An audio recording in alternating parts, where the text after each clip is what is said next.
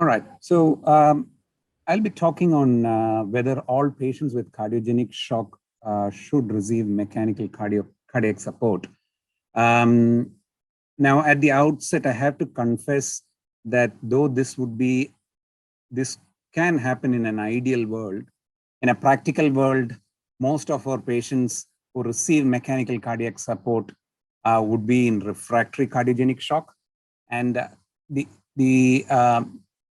way we define refractoriness is probably subjective, but at least I would think they are on low to moderate dose inotropes when they receive mechanical cardiac support.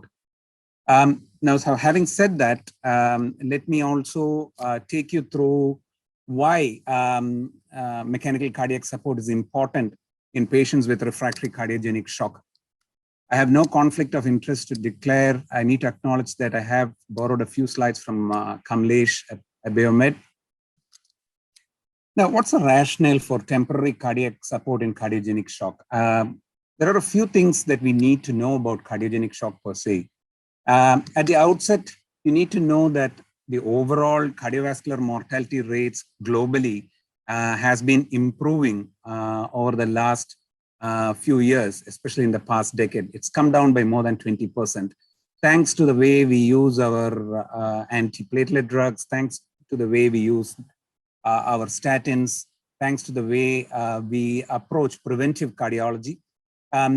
The overall cardiovascular mortality rates are definitely coming down.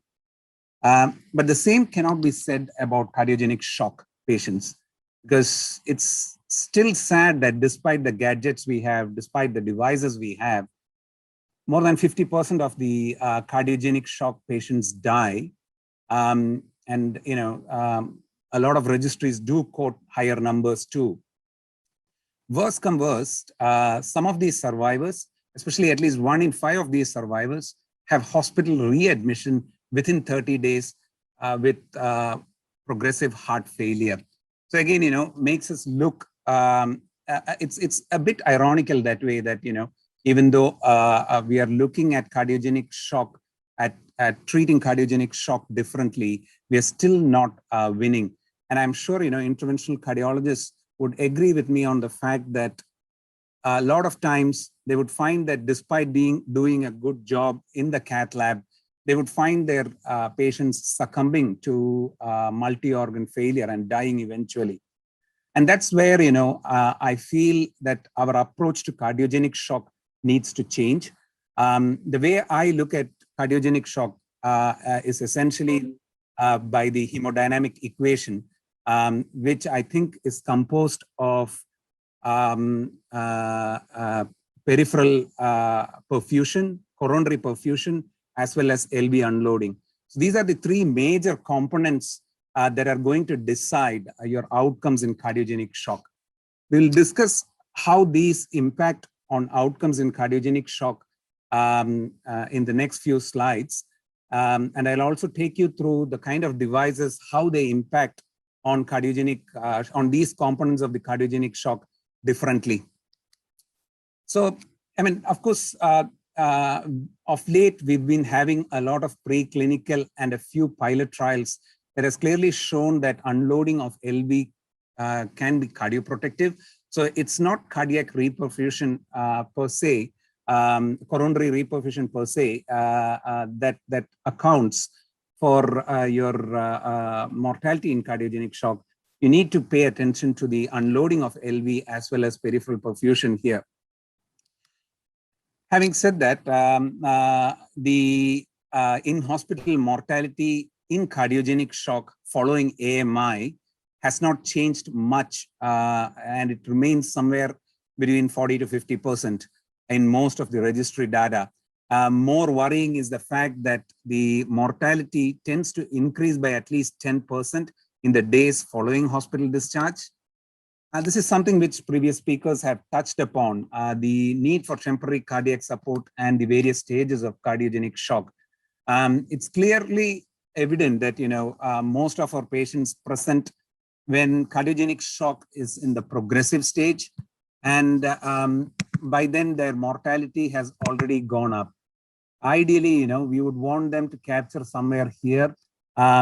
and it's not that every patient has access to a tertiary hospital that you get to capture them that early.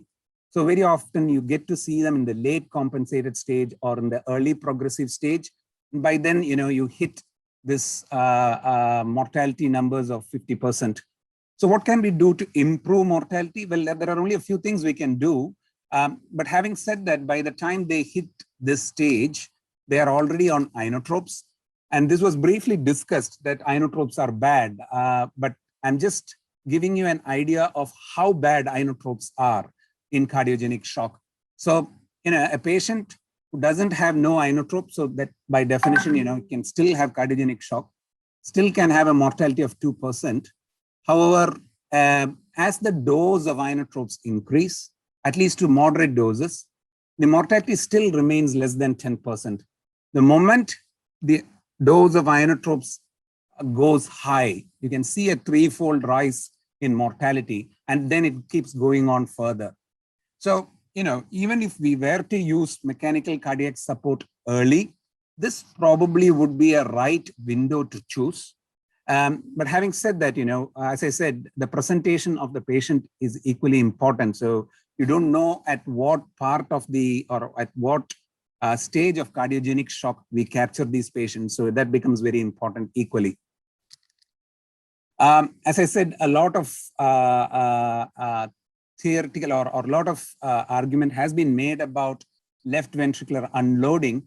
And this is a nice editorial which was published in the JCTVS early this year, where the editors clearly made a nice statement saying that it's not just restoration of coronary blood flow, but our targeted therapy, if we were to reduce mortality in cardiogenic shock, should be focused more towards ventricular unloading or early ventricular unloading, as well as maintaining systemic perfusion. And this is an important statement to make, I would think.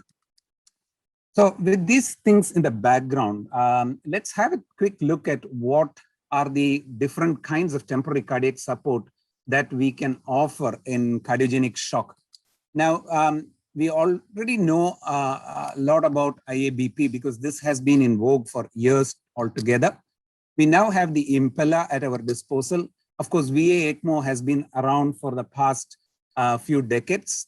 And of late, you get to see papers where you use hybrid therapy using a mix of any of these devices. The only thing that's missing from this list is tandem heart. I omitted it purposefully because we don't use that much in this part of the world. So from here on, my talk will be more focused on how each of these devices fare in cardiogenic shock, what's the evidence behind it, and how they improve the three components of the hemodynamic equation I was telling you. So let's I'll start off with the definition of cardiogenic shock, which was modified by the American College of Cardiology in 2016.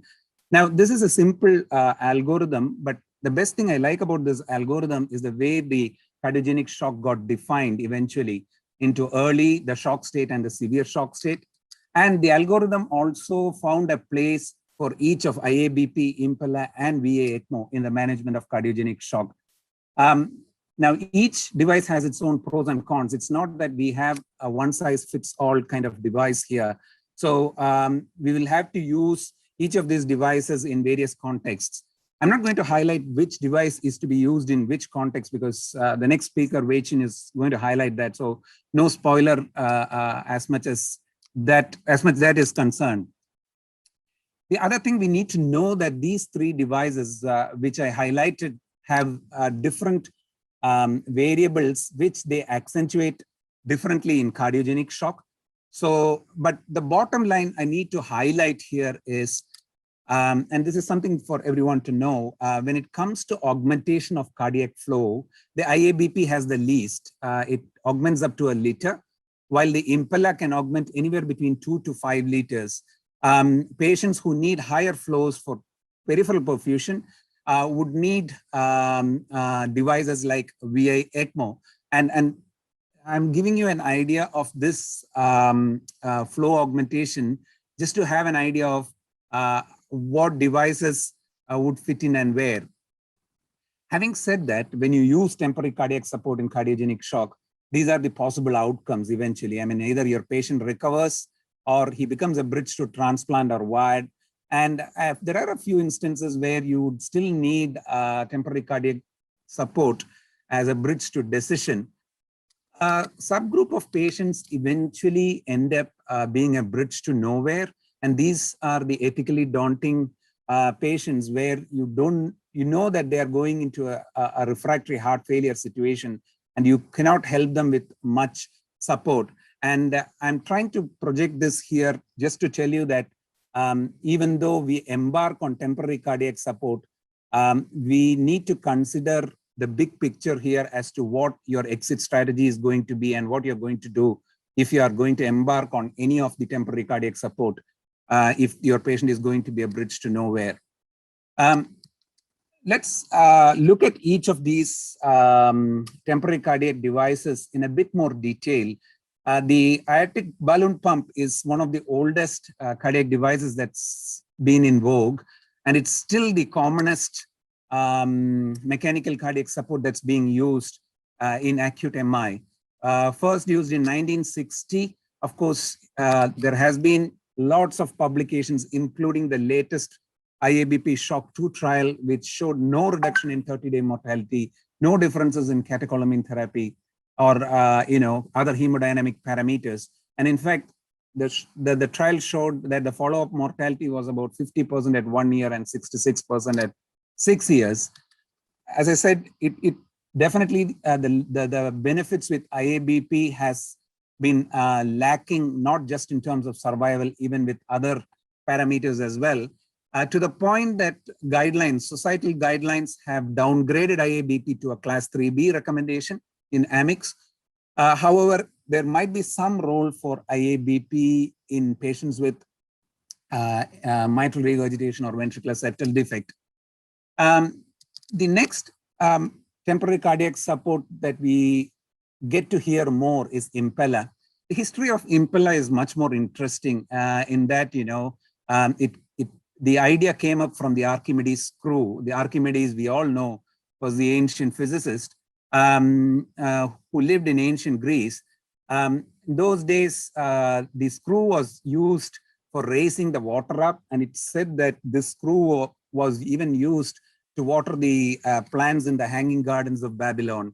Now, having said that, this concept clearly caught up and is even prevalent now in a lot in a lot of parts of Europe and Africa, where they still use the Archimedes screw. But the interesting bit here is when Dr. Richard Wampler, one of the brilliant cardiologists, was visiting Egypt, he stumbled upon this Archimedes screw and he got this idea of developing it into a device that could be used as a temporary cardiac support, since he was working on VADS at that point of time. That led to the invention of hemopump. And when hemopump was first used, New York Times, in fact, gave a front page article about a new device. And this was the forerunner of the current Impella that we are using. Impella is good in many ways. It clearly unloads LV. It improves coronary perfusion. Up to a certain extent, it can provide end organ perfusion. And we now have the Impella RP that provides right side support as well. In terms of hemodynamic effects, of course, you may end up calling it the ideal device in terms of getting the three parameters which I was highlighting early about the hemodynamic equation. So it does provide systemic perfusion up to a certain extent. It does unload the LV. It does come down or it does improve your coronary perfusion by a number of ways, which has been highlighted in this NICE algorithm. All these parameters definitely improve with Impella device. So be it MAP, be it cardiac output, be it your wedge pressure, cardiac power, everything improves. Even end organ perfusion, this is a picture of your sublingual oximetry, which has been done with the Impella on. You can clearly see the amount of improvement in peripheral perfusion with Impella. And if you are looking for evidence for the use of Impella, almost every registry data that has been published out of Europe or US have clearly shown improvement in MX outcome with a relative risk reduction for mortality ranging anywhere between 12% to 70%. So if you are someone who doesn't believe in just registry data and you want something more than that, I have data from randomized trials as well that has been used in cardiogenic shock secondary to AMI. But before I go there, this was one of the important papers that was published last year from the chest pain registry that looked at patients with cardiogenic shock who had either Impella or IABP. And surprisingly, this was one of those registry data trials or registry data studies that showed that the axial pump or the Impella is associated with a higher in-hospital mortality than IABP per se. Now, having said that, this study had a lot of limitations. They definitely took things out of the registry as it read, and the registry didn't capture a lot of important data as to the definition of cardiogenic shock, whether the indication for going on each of the device was available, how severe was the illness prior to going on one of these mechanical cardiac support devices. So there was some kind of selection bias while this paper was being published. Bit surprised that it still got into the JAMA, but then, this is one of those papers where where it was shown that Impella has not been effective. Having said that, if you look into the RCTs that has been published on MI with shock, the important ones have clearly shown improvement in hemodynamic parameters with Impella.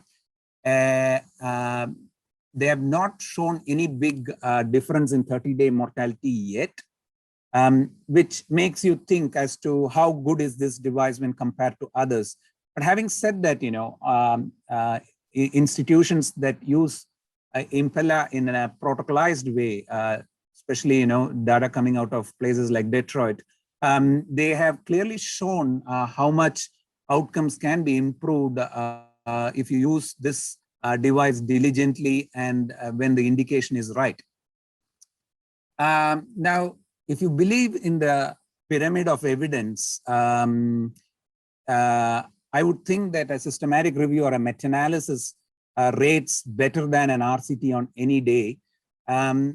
I would like to present the findings of our SRMA, which we did on the use of Impella in cardiogenic shock. This was presented at the ACC conference this year.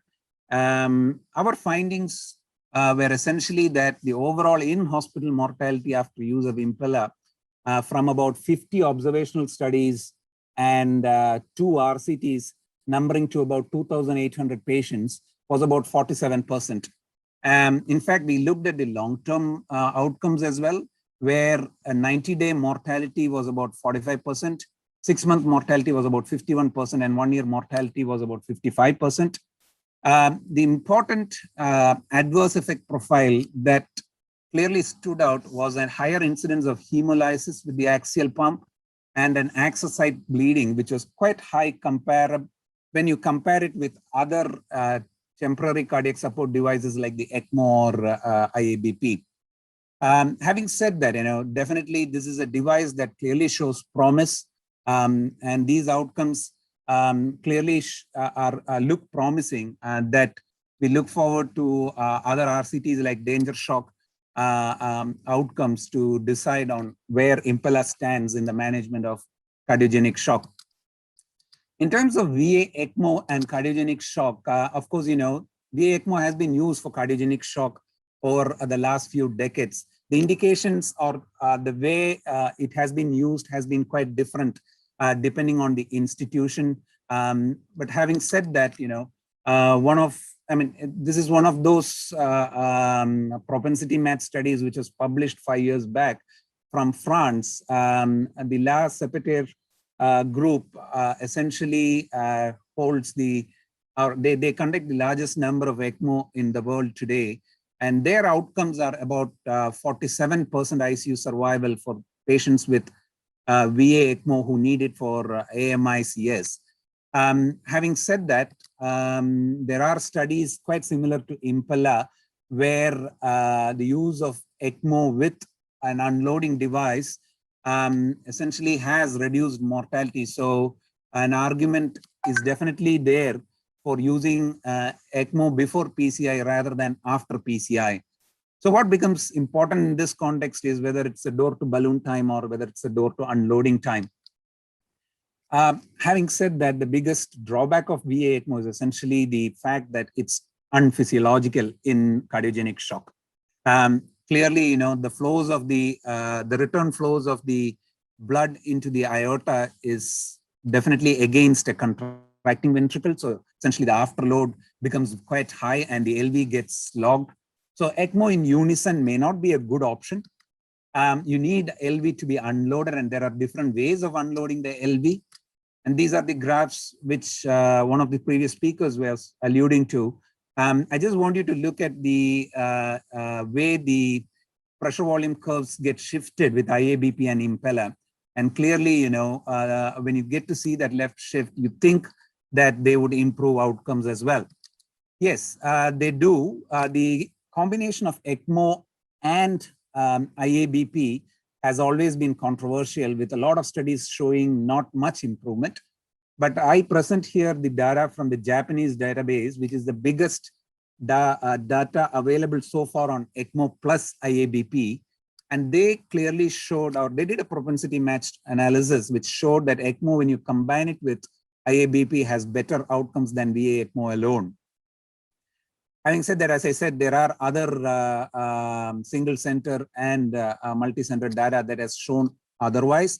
So the use of IABP is still, questionable as an ventricular unloading device. The other hybrid therapy that has caught up in the recent times is the use of Impella with ECMO, what is called as the ECPella.